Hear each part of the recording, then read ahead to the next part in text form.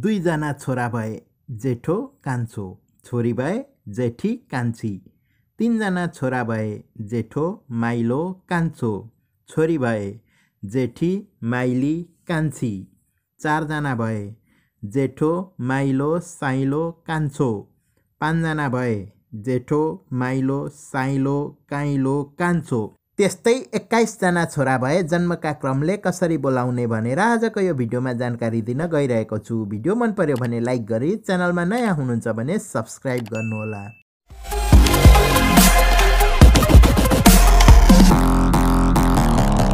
जेठो, माइलो, साइलो, काहिलो, ठाइलो, राहिलो, अन्तरे, जन्तरे, खन्तरे, लखन्तरे, मन्तरे, पानीमन्तरे, छुमन्तरे, फुमन्तरे, ढलन्तरे, हलन्तरे, ठुलो कान्छो, सानो कान्छो, नानी कान्छो, पानी कान्छो, कान्छो।